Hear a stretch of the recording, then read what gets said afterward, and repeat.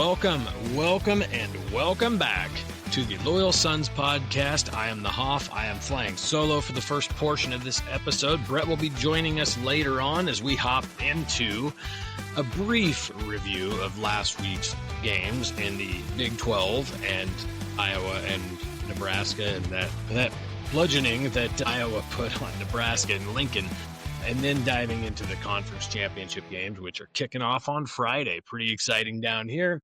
Obviously, the Big 12 game is going on in Arlington. Looking forward to swinging down there. And, really excited to see the BYU and Texas Tech crowd down there and, as they get ready for this rematch. Also, not too far from here, up in old Denton, Texas, the UNT Mean Green fighting for a playoff spot. So they are in the conference championship, and that kicks off on Friday. So again, we're not going to have a lengthy episode going into a lot of games here as the regular season has wrapped up. So we have fewer games to cover. Brett and I will dive into that. Before we do, make sure I cover this for us. For those of you that are returning listeners, thank you. And thank you for continuing to listen. For those of you that may be new, or if you're looking to tell a friend to listen, we are on Spotify, we are on YouTube, and we are on Apple Podcasts. So just have anybody search for the Loyal Sons podcast, and you should be able to find us on any of those platforms. As far as our socials go, please follow our socials. Check us out. We are on X. We are on TikTok. We are on Facebook and Instagram. Just search again, the Loyal Sons podcast, and you should be able to find us. Look for that nice little outline of Iowa with the barn off to the side and a tornado right smack dab in the middle of it. And you'll see the Loyal Sons right in the middle of the logo. All right. We had something very rare take place over the weekend.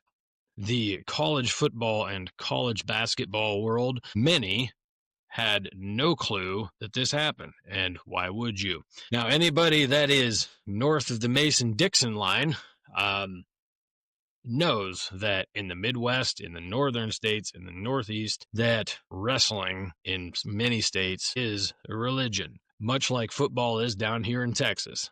Now, in the state of Iowa and growing up there, it's a sport that is very near and dear to my heart. My brother, who I'm very proud of, is a wrestling official in the state of Iowa at the high school level and in Nebraska at the high school level, and has officiated in the state wrestling tournament, in Des Moines. That is quite an honor for anybody to not only wrestle in it, but for any official to be selected to officiate in that tournament. My father had us on a wrestling mat basically as soon as we could walk. I have other family members that are much the same way. And my hometown of Logan, Iowa, that's the number one sport. Has been for a long time, and they're very proud of it. I'm very proud of where I came from, so I'm very proud of it as well. Not to say that any other sport plays second fiddle, but in my hometown, much like football is down here, you are the who's who if you're on the wrestling team. Now, moving on, let's take a look at what happened this weekend.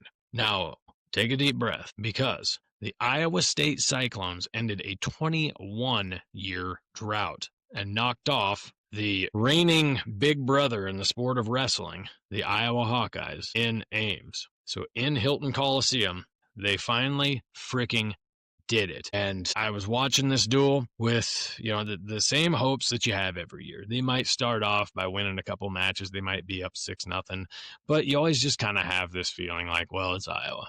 They're going to come back. I'll be damned. This is a very, very tough Iowa State wrestling team. Now, are they tough enough to take down, Penn State? Do we really ever know if anybody's tough enough to take down Penn State in wrestling? Cale Sanderson just continues to reproduce the highest level of performance in all of those teams, year in and year out. He recruits top talent. He's a hell of a coach. Still very appreciative for everything he did for Iowa State University, as a wrestler and a coach. So proud of the things he's done. And boy, it'd sure be nice for somebody to be able to knock him off. They've been kind of holding that throne for a while. Now, let's not forget about our brothers that are on the other side of Missouri. The Nebraska Cornhuskers the last couple of years have managed to become a consistent, highly ranked wrestling team. And it's been awesome to see. When I say highly ranked, consistently in the top 10. Going into last week's duel, Iowa State was ranked number 6. Iowa was ranked number 3. And Nebraska was actually ranked number 2 behind Penn State.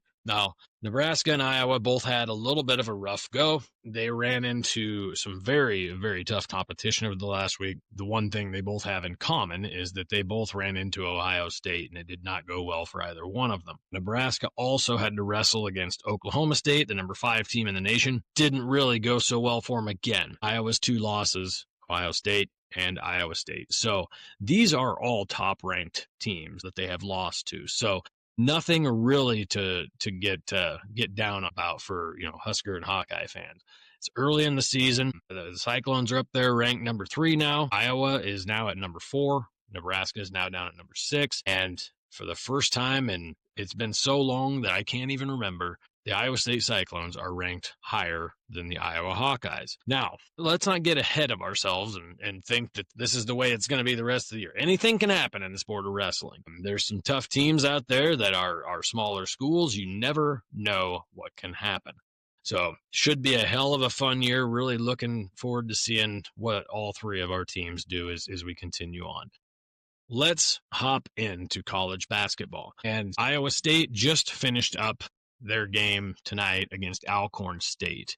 And it's got to be some sort of record. The boys put up 132 points against Alcorn State. So the team that they were playing scored 68 points. And Iowa State still managed to almost double their score, which is not something you see very often. Momchilovich is always somebody that brings his game.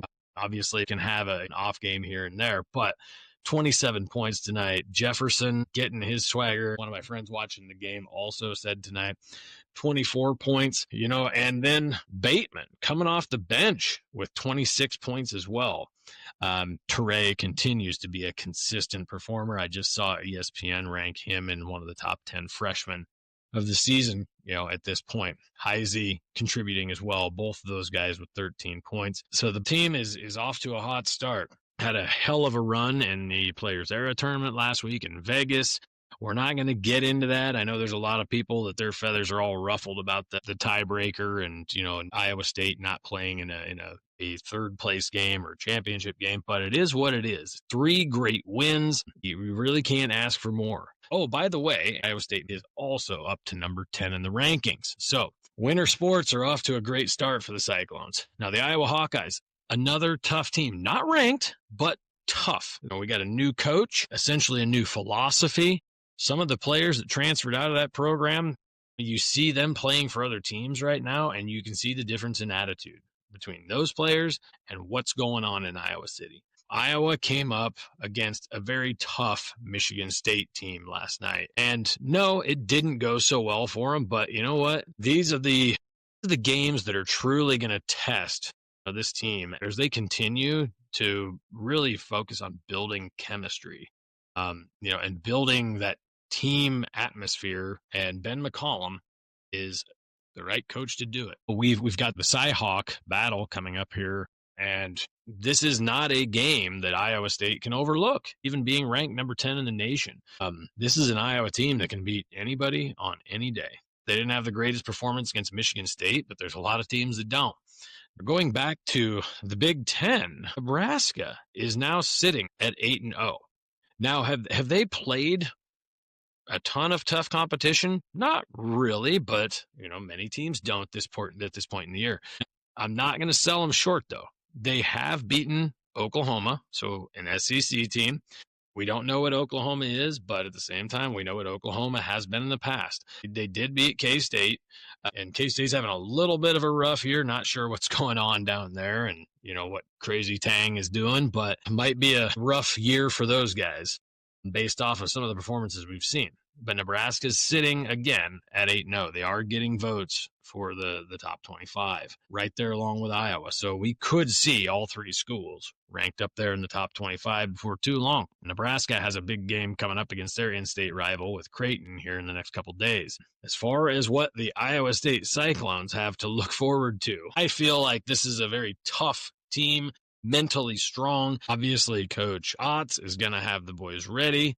But Iowa State has to go into West Lafayette on Saturday I'm still torn right now as to whether or not I'm going to go to the Big 12 championship or skip it and just find a nice warm place with a cool beverage to see how our guys do against the number 1 Purdue Boilermakers. And you want to talk about a true test. This is really going to be the measuring stick for our guys at this point in the season. We're a little dinged up right now. I know we got a few guys with groin injuries and a couple other guys with lingering injuries as well, but they continue to play tough, and, we'll have to see what happens on Saturday. Very impressed with all the guys right now. Anybody who has followed Iowa State basketball history, we all have nightmares about that NCAA championship game, and our frustrations still linger with some of the coaching decisions that were made with the previous coach during that game.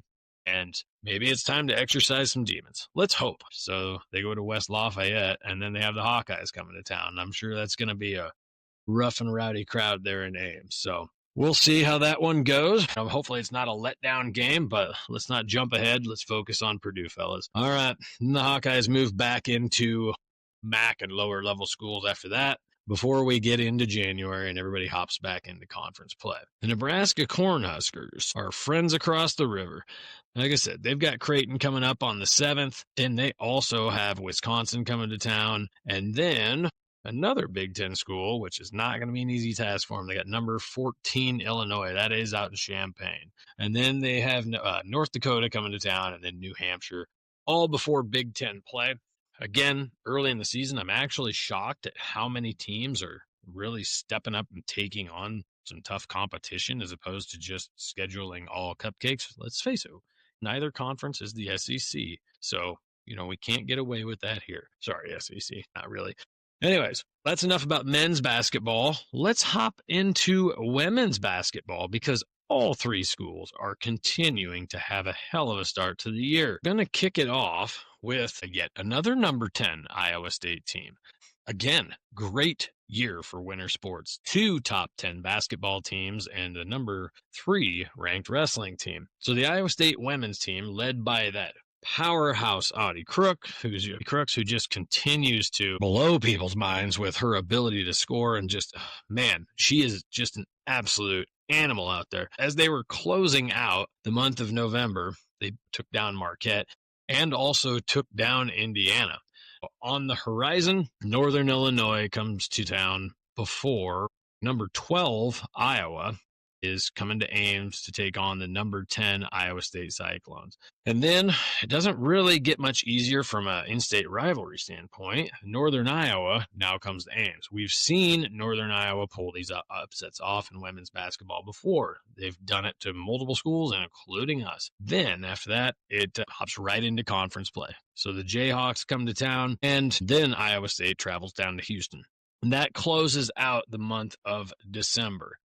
Let's hop over and take a look at the Hawkeyes and Huskers in the Big Ten. Let's kick this off with Iowa, since we just mentioned them in talking about the upcoming Cy-Hawk game. Iowa sitting right there at number 12. They did close out the month of November with wins over Miami. They did beat Baylor, which was a hell of a win. That was the number 7th ranked team in the nation. Obviously closing the month out against Western Illinois and Fairfield. But they have to travel to Rutgers before the Cy-Hawk game. And then Lindenwood comes to town, and then Hoofda. They got to go to UConn and play the number 1 team in the nation. Hopping over to the other side of the river, the Husker ladies closed out the month of November with a win over Virginia, and they did beat Creighton in November as well. The rest of the teams have been kind of, soft cupcake, but that's all right. Like I said, not going to hold that against anybody this early in the season. They did just at the beginning of December here take down Bradley, and now they have the Nittany Lions coming to town. They do have another somewhat in-state rivalry against a 1-7 Omaha team and a few other schools, Illinois State, Cal Baptist, and then they get into Big Ten play. Pretty awesome to see that outside of Iowa having their 1 loss, all of our teams are undefeated, folks. That's pretty damn awesome to talk about. That's pretty damn awesome to say at this point in the year. Like I said, hell of a kickoff to winter sports. Do want to give one shout out before Brett joins us here. And a little bit selfish here, I know. I was just referencing my hometown of Logan, Iowa. And as a diehard Iowa State Cyclone supporter in all sports, very proud to say that Carson Edney from my hometown of Logan, Iowa, just today on National Signing Day, signed with the Iowa State Cyclones. So he is going to continue his football journey, and it's heading to Ames. So Carson, good luck up there. You're going to be playing for a hell of a coach defensively. You got a hell of a defensive coordinator. I have heard stories that this kid has the ability to catch anything that is thrown even somewhat near him. And on top of it, I've also heard stories that he can lay a hit hard enough to freaking knock your damn teeth out. So, Carson, hope you're bringing that up to Ames, buddy, because we could sure use that on defense. We need some depth there. Obviously, we needed that this year as well. Really looking forward to seeing what you do, in your time in Ames, and best of luck to you, man. Like I said, you're coming into a team that has a hell of a coaching staff, a hell of a culture, and I think you picked the right one. All right, we're going to hop into a little bit of a review of some of last weekend's games and a look at the upcoming glorious conference championship weekend. I now have my co-host Brett joining me. Glad you could make it this evening, Brett. Welcome aboard. Glad I did. Thank you. I appreciate it. I already kicked off the episode, and unfortunately, we're going to have to probably, have you drop your one-liner at the end. I don't want to say trademarked, but your signature one-liner, we can have you drop that at the end, so that way you get your royalties.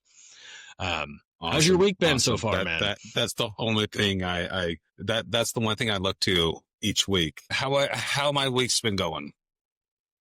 Yeah. How has your week been going? Best way to describe it is a quarter mile at a time. All right. Because I'm too fast and too furious. We got a Dom Toretto on our hands. Well, if you're going to be Dom, I'll be The Rock, and let's kick this shit show off. Let's go. So we're going to kick off our college football portion of it. Now, Brett, just to bring you up to speed, I gave everybody a rundown of a sport that we haven't really talked at all about on this program, and that is the great sport of wrestling, which reigns supreme in the state of Iowa. And the amazing upset that Iowa State pulled off last weekend over the perennial Iowa Hawkeyes, and also just kind of a rundown on the rankings and such and so forth. And then ran through the basketball rankings. Really, it's a great start to winter sports. So we've got some great momentum finishing out the football season. And sadly, we have reached the end of the regular football season, but we are going into bowl season. It does give us something to look forward to. And I do want to wrap back around before we get into the games really quick. And for any Iowa State fans out there, anybody who is, now I know there's disappointment because there were high hopes for this team coming into the season. An 8-win season is not a bad season. Derek Duke was mentioning this on Bigger Than 12, and there's disappointment out there, I think, amongst the fan base because we had such high expectations. Now, Brett, if 20 years ago somebody had said to you, Iowa State's going to have an 8-win season this year, how would you have reacted? I would have said, how many seasons are they going to combine? Exactly. 4 to 5, maybe 8. How many Heisman Trophy candidates are we going to need on this team to actually achieve 8 wins? Because 1 wasn't enough to get us past 4. So all in all, I mean, with the injuries that the team sustained, it really, the season was what I would consider still a success. Again, as we joked about last week, on to the Liberty Bowl. Now, let's hop into last weekend's game, or the games, and we're going to kick it off with Herky and Herbie Corner. Conveniently, the two played on the same field, and the Heroes game took place in Lincoln, or if you want to call it a game. We had our friend Cam on last week. None of us predicted, even Cam, the Iowa fan, she predicted the widest spread, and it wasn't as bad as what really happened. What were your thoughts on this game, buddy? I thought it was bananas, man. I really thought it'd be a close game, and Iowa just came out and kicked the crap out of them. Yeah. And I think I turned it off in the third quarter. Yeah. I stuck it out for the whole game. As boring as it really got, even towards the end of the game, Nebraska's even got a chance to put up some, I don't know, style points to try and gloss up, a low score, but they were just shooting themselves in the foot. And on top of it, you're already playing a tough defense with the Hawkeyes. You can't give them those opportunities. But Iowa, they just played their normal Iowa game.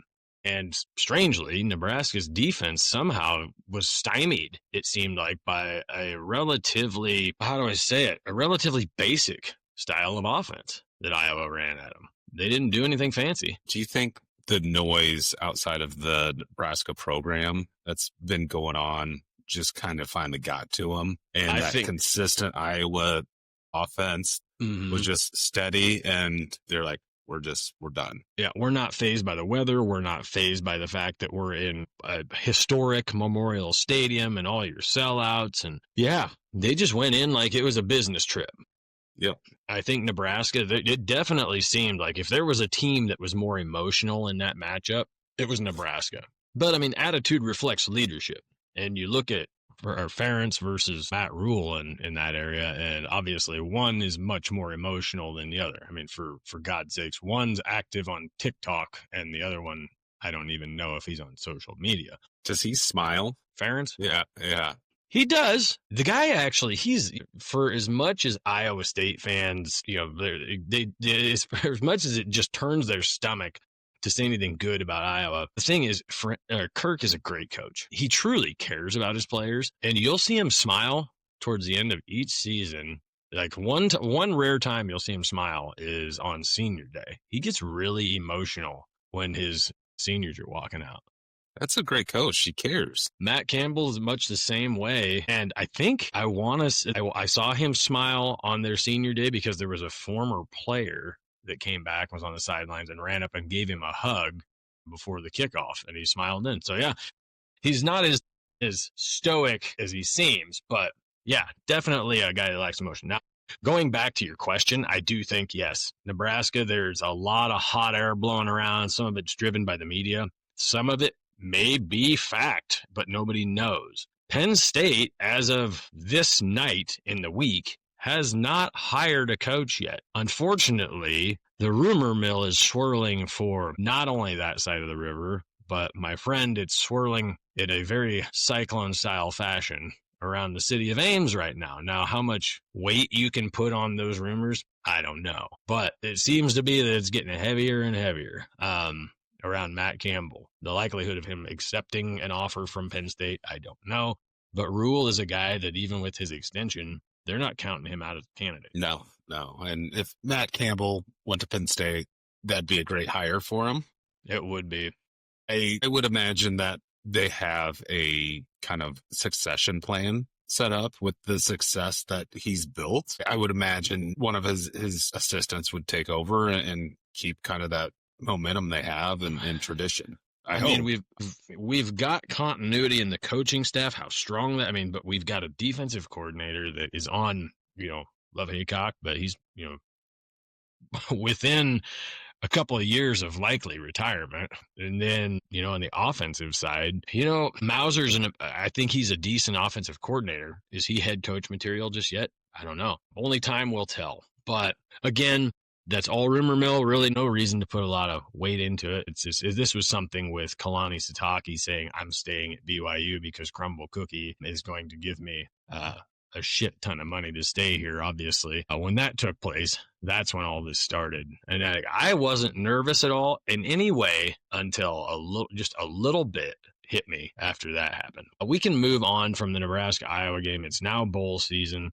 Iowa did exactly what Iowa was going to do. None of us predicted they were going to just put belt to ass in Lincoln, but a fantastic way for a team that really represented themselves all season in a great way to finish this season. On the other hand, Huskers, high hopes coming into this season, started the season strong. At one point, you're sitting there with only one close loss to a tough Michigan team, and then Raiola goes out and wheels kind of fall off, and it's kind of been a whirlwind since. But There are better days ahead. If anybody's going to be able to keep you guys afloat and keep your heads above water, even in tough times like this, Matt Rule's the guy.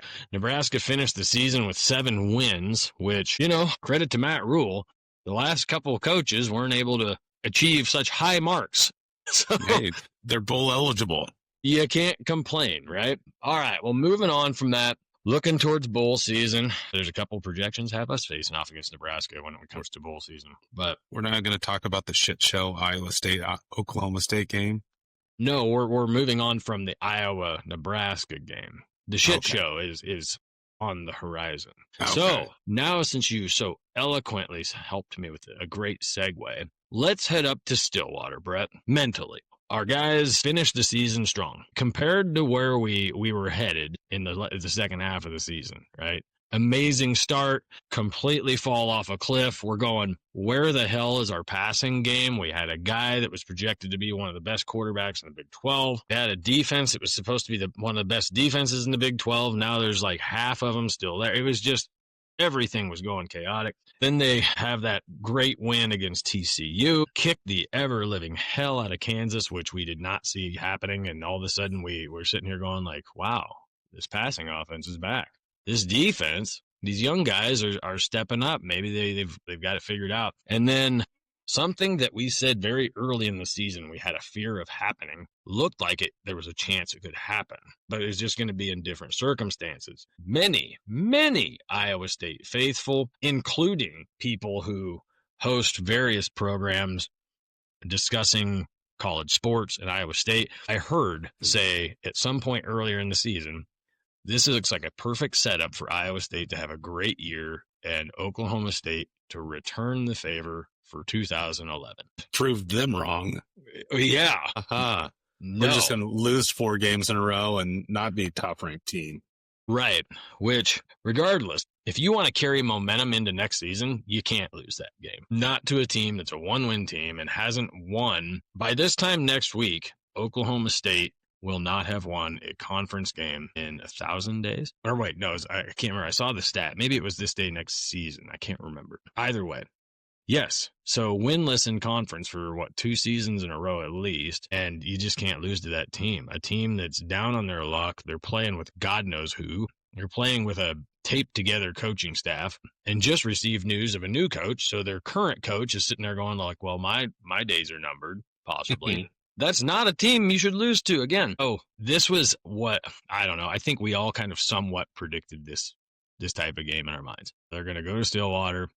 They're going to win, and it might be ugly. And it sure as hell was. No, I was hoping it was not. What was the text I sent you? Well, you sent me multiple trying to talk me into driving up to Stillwater, and I said no to each of them. Well, during the game, I said we should have drove up there so we could check and see if the offense was on the bus or they just didn't make the trip. Yeah, at the beginning of the game. Yeah. And the offense did get rolling. The defense is really, now granted, we're not talking about playing Texas Tech here, but Oklahoma State had opportunities to make plays, and the defense really stepped up.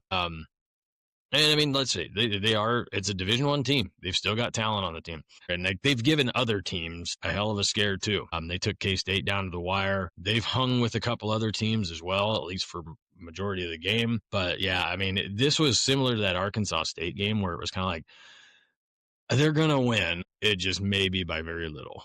And it may scare the hell out of you. Regardless, Carson Hansen finishing the day with over 100 yards again. That guy just had a hell of a season. Well, 19 yards passing, too. You can't discount that. Yeah, I'm glad you brought that up. Carson Hansen getting the chance to sling the rock. Abu Sama had almost 90 yards on the day. Now, granted, had that 40-yard run for a touchdown, which was just insane how the level of patience he showed to wait for something to open up was something you don't typically see with Sama. So it was very impressive to see. He's had a tendency to bounce outside and not follow his blockers through the holes that are being opened up for him. That's kind of one of his criticisms the coaches give him. But regardless, they got the job done and they walked out of Stillwater with 8 wins on the season. 8 wins again. Can't be mad. They had the 4-loss skid, and they stopped the bleeding and did what they needed to do. Now, on to bowl season. and we'll just see where the cards fall for us. So I saw a projection. Yeah. That they're going to play Memphis in Memphis. Well, yeah, that's a given. Actually, like triple check the date. I was like, no way. I've seen it. There's one particular site. I'm not going to name it because I can't remember which one it is off the top of my head. But so there's like 2 or 3, maybe 4 main sites that I go to check bowl projections. CBS Sports, ESPN, and a couple others. One in particular, I think for the last 5 years running, outside of last year, has projected us to be in the Liberty Bowl. And I think all but one of those years, it's been Memphis projected every time. When I saw it, it was a Big 12 SEC matchup, and I'm like, when did Memphis join the SEC? Well, the other thing is Memphis fans have to be getting freaking tired of it too, man. Like, come on. It's like if you're truly about making a bowl trip, you don't want to go right down the street.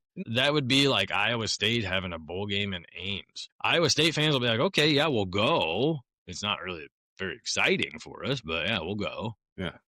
At least have it in Des Moines. Yeah, the two teams, I feel like if this happens again, they might as well all go out and have beers afterwards because we're all like old friends, you know? It's like, yeah, well, let's just organize an event afterwards and reminisce about old times. Good to see you guys around Christmas again. Yeah, we'll see you next year. There's a little bit of a stir around possibly the Guaranteed Rate Bowl. I know Jamie Pollard, he's been campaigning a little bit for that, which, if that happens, I don't know if it's the same as it was because Nebraska's had happened to them what has happened, but there was a strong possibility of us playing projected Nebraska, which would be a very intriguing matchup. So Hankins lives out in Phoenix, and he sent me a text and was like, you coming out for the game? I was like, it's December 26th. I can't miss Christmas. But then I'll be I back looked in good old Iowa. I looked, and there is a 6:40 a.m. flight out of Dallas. I can get there at 7:40 a.m., go to the game. It's a 3:30 game. And then there is a 9:30 flight out of Phoenix landing in Dallas at 12:30 the next day. You're not the first person I've heard that has not only explored, but done that in the past when we've played in Arizona in a bowl game. I know multiple people who have either flown down literally the night before and right as the game got over with, they went and flew out, or they flew down morning of and then flew out after the game. Yeah. It's just around the holidays. Yeah. Around the holidays, man. It's tough. Like I said, I'll be up in Iowa. I'm taking Logan with me to Logan. So it would be kind of a dick move of me to head down to old Epley and fly out. But I'll be rooting him on with a cold beer in my hand and in spirit. All right. Well, the rundown of the games last week. So on Black Friday, number 13, Utah at the time, took on Kansas, which we talked about could be maybe a trap game. We don't know. We didn't know if Utah was going to buckle under the pressure. A lot of offense in this game, not a lot of defense. And Utah did take care of business. You know, to be honest, I think Kansas had their opportunities, but 3 turnovers by Daniels that's something that Angus even referred to. And that kind of shot him in the foot. And then later in the evening, we had the battle in the desert, the rivalry down in Tempe, where Arizona walked into Tempe and said, it's really cute that you guys think you still have a shot at potentially making the Big 12 championship, because we're about to walk right out to your 50-yard line and take a big old dump. And that's exactly what they did, too. They left no doubt, even after a few missed field goal opportunities and Dillingham's on the sideline losing his mind. And, Arizona just kept right at it. And Fafita did what Fafita does. He didn't blow you out with numbers, but he had a solid game, almost 300 yards. Ultimately, it was really the defense that truly took care of business. And I'm going to be honest, this Sims guy that tore us a new ass in Ames, and I saw somebody say he had his first bad game since taking over as a starter, which is weird to say for a journeyman quarterback, but 3 interceptions will definitely lose you the game. Again, we're not going to dive into these in depth, but Texas Tech goes to Morgantown and proves Brett ridiculously wrong. I was way off on that. Way. BYU gave everybody a scare, being down 14-0, and then outscoring UCF 41-7 after that to remind them we're BYU. Baylor and Houston was a little bit of a shootout, more than some probably thought it was going to be, or some predicted, I guess. But they take care of business. Kansas State, they have, similar to us, kind of an ugly win over Colorado, but they get it done. I guess the biggest surprise probably of the weekend is the fact that Cincinnati came to town and TCU said, not in our house. And Josh Hoover looked like old Josh Hoover, and they just dominated Cincinnati and sent them packing and left Cincinnati winless in the month of November. Downward spiral for Cincinnati to end the season. And that's kind of, we'll consider that our brief rundown. We're into championship weekend. Did not rain. No, it did not rain, and our simplistic views are not going to change the outcome of anybody's season. Speaking of the outcome of the season, let's hop into championship weekend, buddy. Which one are you looking forward to the most? I'm going to have to break it into days, because you got tomorrow, you got the Sun Belt, Conference USA, American, and Mountain West. Mm-hmm. You got to look forward to like North Texas, Tulane. Yeah. If you're in the DFW area, how can you not? And not to actually, if you're just a fan of the college football playoff allowing the golden ticket to some of these smaller programs, you pull for Tulane or North Texas or James Madison or whoever. Now, I know that the Alabamas and Georgias and everybody else out there absolutely hates it. I've heard people say you got to get rid of the G5 opportunity, blah, blah, blah. But you know what? Like, these teams, truly, when other teams, sometimes in these conference championships, don't give it their all because there's really no benefit to them from it, these teams have something to play for. And I'm excited to see what UNT does. Coach Moore's sticking it out. He's going to be there. He's not heading to Stillwater just yet. I'm very excited for that game tomorrow. Yeah. Like, that, good for him. You know, he didn't do a Lane Kiffin. He wants to stick there with his team. Yep. And good for North Texas for saying, coach us out, coach. Coach Moore also didn't pretend that he owned a dog over the last 2 years and even give it the same last name as him, only to find out that for about a year, the dog didn't even live with him. What? Juice Kiffin. Google it. Yeah. But Lane did the right thing. I can't hate on him too much. They ended up bringing the dog down to Baton Rouge. Then we got Boise State, UNLVs, two very important games tomorrow. Yes, Tulane and North Texas, and James Madison versus Troy. Now, that's no lookover game or flyover game, however you want to word it, for James Madison. They've got to win, too. It's going to be, for the group of five, the winner of probably one of those two games is going to get that bid. So I'm going to be a bit of a homer here. I think it would be absolutely awesome to see the Mean Green in the playoff. So you're taking North Texas. I'm writing this down so we can track and I can show you how great I am at picking. Let's pick on our Friday championships right now. All right. So James Madison and Troy. Number 25, James Madison versus Troy. I've got James Madison. Yeah, I would too. They've got a hell of an offense. I don't know. Haven't heard much about Troy other than the fact that they're in the Sun Belt and they're 8-4, which you never know. That could be deceiving. Didn't they play Nebraska once? Yeah, and they almost beat them in Lincoln. Or did they beat them in Lincoln? That's the only thing I know about Troy. All right. Jacksonville State, Jack State versus Kennesaw State, a team that kind of showed up on the radar during COVID and has stuck around ever since. 9-3 Kennesaw State versus an 8-4 Jack State team for the Conference USA Championship. This is going to be a wild card for both. Oh, yeah. I'm going with name recognition and going to Kennesaw State. I was going to take Jack State. Okay. So all right. JSU for you. Yep. North Texas, the 24 North Texas Mean Green versus the number 20 Tulane Green Wave. A lot of green in both of these mascots. You got to remember that Tulane has who would have been starting at BYU this year at quarterback, Jake Retzlaff. I'm taking North Texas. I'm all in. Okay. All right. Denton County.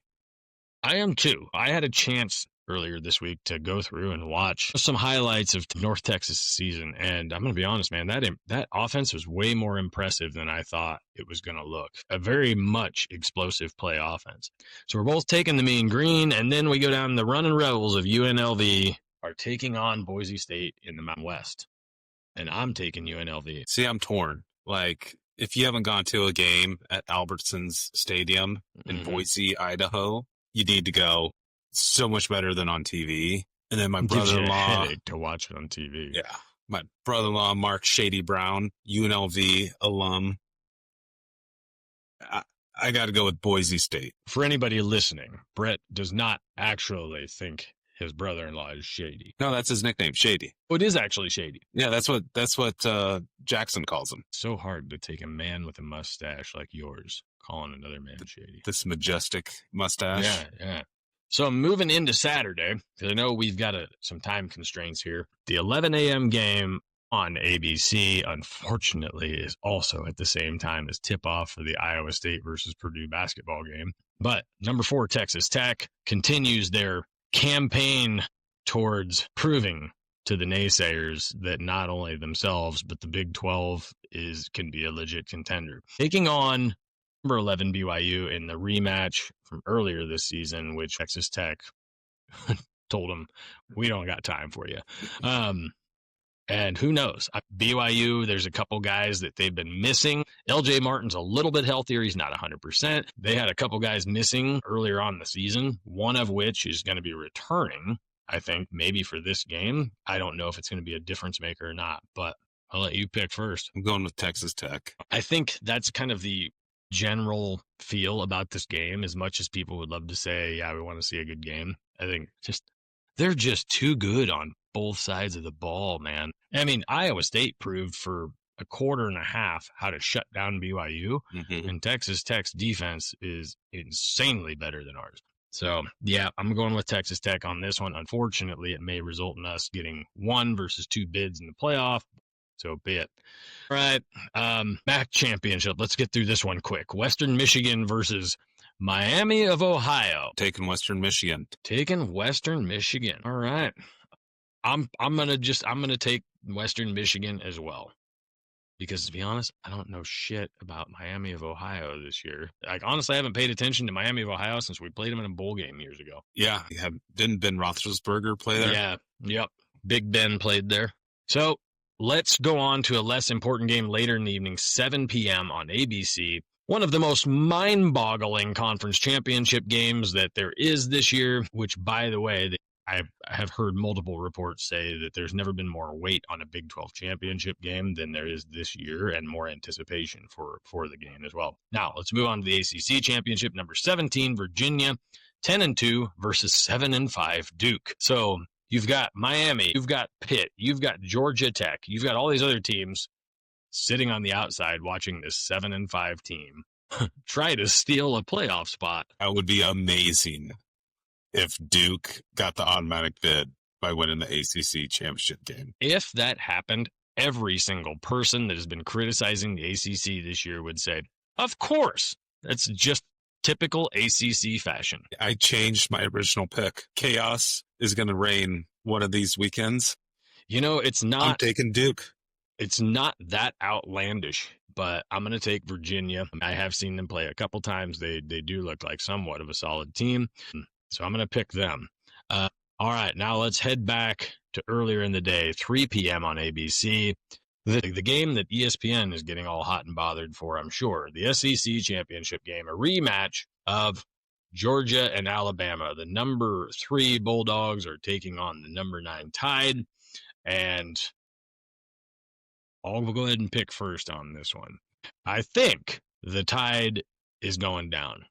I think they're probably a little shooken up from playing Auburn last weekend, and they played with their food a little bit too much in that game. They almost missed not only the SEC championship, but after having this great run after getting their asses kicked by Florida State, almost ended up missing out on everything. See, I'm a loyal son of Iowa, and I'm going for the Iowa Ties. Caden Proctor. Ryan Grubb. Oh, yeah, the OC. Alabama is going to win it. No, I thought you were going to even go deeper and talk about the offensive lineman that decommitted from the Hawkeyes and went to Bama. No. He's from Des Moines. I'm not that big of a jerk to rub that into the wound of Iowa. All right, so you're going to go with Bama. I'm taking Georgia. I mean, let's face it, even if Bama lost last weekend, the playoff committee would still try and figure out a way to get a 3-loss Bama team in. All right. Alabama could lose that game by 157 and they still get in the playoffs. You might not be too wrong there.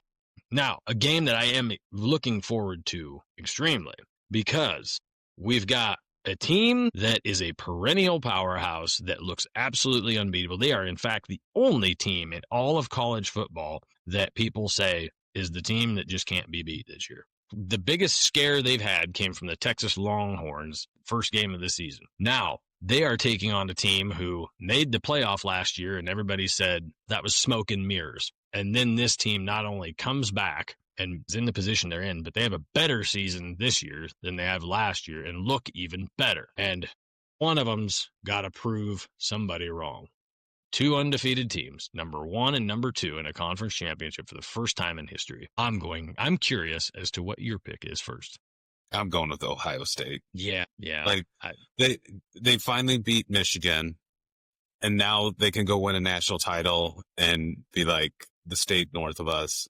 We beat you and we won a national championship. And they didn't only beat Michigan. The score didn't represent a blowout per se, but watching that game, there was no question who was going to win that game the entire time. Do you ever feel sorry for Ohio State? Because like Michigan is so far in their head that it just drives them crazy whenever someone from Michigan talks trash to them. I'll say, like, Ohio State is not a flashy offense, but they played even more probably reserved in that game just because you could tell they were tight. They're like, we're not freaking losing this game again. But I do feel like Ohio State is kind of coming into this one feeling a little bit like strangely, like you alluded to, they just beat Michigan. I think they're coming into this game feeling a little bit more loose than they were last week. I could see this being a 2 or 3 score win. I hate saying it. I love the Indiana story. But, all right. Well, I'm going to take, we're both taking Ohio State. And those are our picks, man. So let's see how we do. And then I wrote these all down, so I'll send it over to you and you can put it on our social medias. And we got documentation of this gold, Brett Gold. Everybody can see these 2 geniuses at work here. And for anybody that is a Texas Tech, BYU fan, Big 12 fan, whatever, I am going to be wandering around down at Texas Live before the Big 12 championship game. I'm not going to the game itself, but if you see a guy walking around in an Iowa State hoodie, I may not be the only one, but come up and say hi. It'd be awesome to meet y'all. I'm always looking to meet fans from other fan bases. Brett, I know we've got to close out, but I wanted to remind everybody too, after next week's episode, because we want to talk about obviously the results of these games, and Iowa State plays Purdue, Iowa and Iowa State in basketball is coming up soon too, so we want to make sure we run down those games, and then we're going to take a couple week break, give ourselves a little bit of a breather until after the holiday season, and we'll get back into it when conference basketball starts back up, or actually maybe when bowl games start back up too. So, anywho, any final thoughts, Brett? Oh, I'm excited for the championship games, excited for bowl season, excited for the winter sports. Basketball, everyone's looking pretty good. Wrestling, yeah. Yep. And even the teams of our big 3, the teams that aren't ranked, are even getting votes in the polls in basketball. So could be a hell of a year.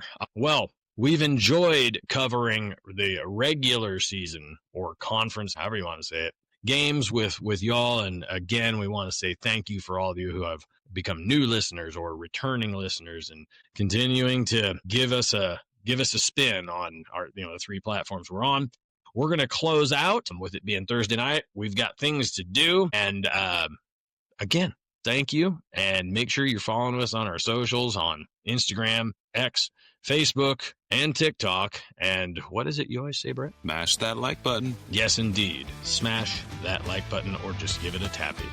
Well, we don't sign off without reminding everybody to, especially if you're in the Midwest and you've got that foot of snow on the ground freezing your ass off, have 1 or 2 cold bush lights on us. I'll be having a few with some of you down in Arlington this weekend. And thank you for tuning in. We will talk to you all next week. See ya.